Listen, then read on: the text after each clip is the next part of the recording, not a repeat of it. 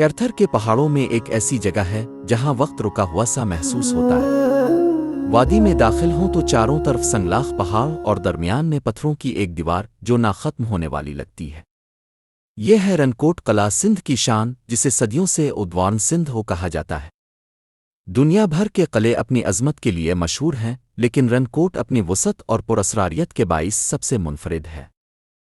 اس کی فصیل تقریباً 32 کلومیٹر طویل ہے، یعنی اتنی کہ ایک شہر کو آسانی سے اپنے اندر سمو لے۔ قدیم زمانوں میں جب حملہ آور شمال سے سندھ کی طرف آتے تو یہاں کے لوگ اس قلعے کے سائے میں پناہ لیتے۔ برج اور دیواریں دشمن کے خلاف ایک ڈھال کا کام دیتی تھیں۔ کچھ کہانیاں کہتی ہیں کہ یہ قلعہ ایرانی بادشاہوں نے بنایا تاکہ اپنی سرحدوں کو محفوظ رکھا جا سکے، کچھ اسے یونانیوں اساکا قبیلے سے جوڑتے ہیں، لیکن حقیقت آج بھی دھند میں لپٹی ہوئی ہے۔ جو دیواریں آج کھڑی ہیں وہ زیادہ تر تالپور حکمرانوں کے دور کی ہیں، جب 18ویں اور 19ویں صدی میں سندھ کے میر حکمرانوں نے اسے دوبارہ تعمیر اور مضبوط کیا۔ اکثر ماہرین آثار قدیمہ اور محققین اس بات پر متفق ہیں کہ رانی کوٹ کی موجودہ فصیلیں اور دروازے تالپور حکمرانوں کے دور میں 18ویں اور 19ویں صدی کے درمیان تعمیر مرمت کیے گئے۔ تقریباً 1780 سے 1820 کے درمیان جب تالپور میر حکمران سندھ پر قابض تھے تو انہوں نے اس قلعے کو مضبوط بنانے کے لیے بڑے پیمانے پر کام کروایا۔ حالیہ سائنسی تحقیق بھی اسی نظریے کی تائید کرتی ہے۔ سوینا دروازے سے حاصل کیے گئے مسالے کی ریڈیو کاربن جانچ سے یہ بات سامنے آئی کہ اس حصے کی تعمیر 18ویں یا 19ویں صدی میں ہوئی، لیکن دلچسپ بات یہ ہے کہ کچھ لوگ رانی کوٹ کو اس سے کہیں زیادہ قدیم قرار دیتے ہیں۔ بعض روایات اسے ساکا اپارتی دور سے جوڑتی ہیں، کچھ ساسانی سلطنت سے منسوب کرتے ہیں، اور کچھ یہاں تک کہتے ہیں کہ یہ قلعہ ایرانی اخمینی سلطنت کے دور میں بنایا گیا تھا۔ یہ سب باتیں زیادہ تر مقامی کہانیوں اور قیاس آرائیوں پر مبنی ہیں، کیونکہ ان دعووں کے حق میں کوئی ٹھوس سائنسی شہادت یا تحریری ریکارڈ موجود نہیں ہے۔ یوں رانی کوٹ ایک راز بن کر رہ گیا ہے۔ محققین کا جھکاؤ تالپور دور کی تعمیر کی طرف ہے، لیکن یہ امکان بھی رد نہیں کیا جا سکتا کہ اس سے پہلے یہاں کسی پرانے قلعے یا چھوٹی فصیلوں کے آثار موجود رہے ہوں۔ آج یہ قلعہ اپنی شاندار دیواروں کے ساتھ خاموش کھڑا ہے، وقت کو چیلنج کرتا ہوا اور ہر آنے والے سے یہی سوال کرتا ہوا کہ آخر میرا اصل معمار کون تھا۔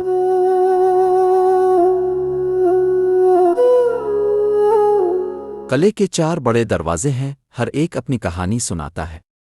مشرق کی سمت سوینا دروازہ، جو مرکزی داخلی راستہ سمجھا جاتا ہے، کبھی قافلوں کی گزرگاہ رہا۔ جنوب میں شاپیر دروازہ ہے جو ایک مقدس مقام کے قریب واقع ہے۔ شمال میں امری دروازہ ہے جو تجارتی راستوں کو جوڑتا تھا، اور مغرب میں موہن دروازہ، جس کے بارے میں کہا جاتا ہے کہ وہاں سے دشمن اکثر حملہ آور ہوتے۔ ان دروازوں سے گزر کر اندر داخل ہوں تو مزید چھوٹے قلعے ملتے ہیں، جیسے میری کوٹ اور شیرگڑھ۔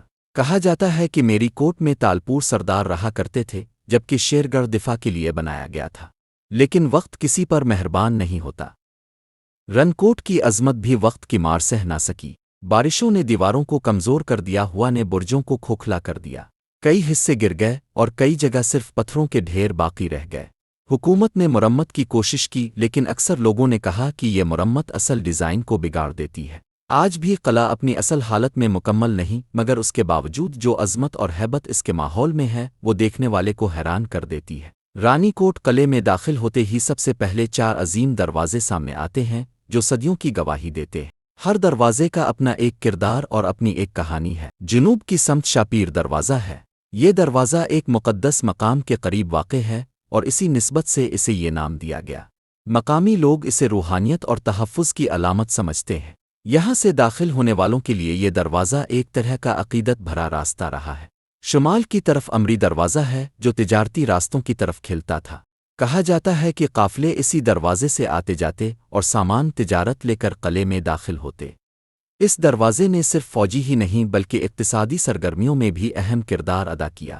آج بھی جب اس دروازے کے قریب کھڑے ہوں تو یوں لگتا ہے جیسے پرانے وقتوں کے قافلوں کی گھنٹیوں کی آواز سنائی دے رہی ہو۔ ان تمام ادوار سے گزرنے کے بعد بھی رانی کوٹ قلعہ آج اپنی شان و شوکت کے ساتھ قائم ہے۔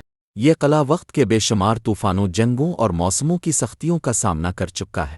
صدیوں کی ہوائیں اس کی دیواروں سے ٹکرائیں، بارشوں نے اس کے مسالے کو گنس ڈالا، سورج کی تپش نے اس کے پتھروں کو جھلسایا، اور وقت کے تھپیڑوں نے کئی حصوں کو ڈھیر کر دیا۔ لیکن حیرت کی بات یہ ہے کہ ان سب کے باوجود اس کی عظمت ماند نہیں پڑی۔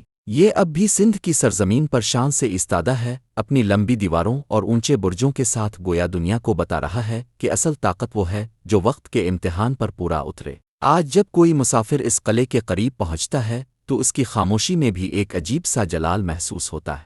برجوں پر بیٹھے کبوتر وادی میں گونجتی ہوا اور دیواروں پر پڑتی سورج کی روشنی سب مل کر ایک ایسا منظر تخلیق کرتے ہیں جیسے وقت تھم گیا ہو۔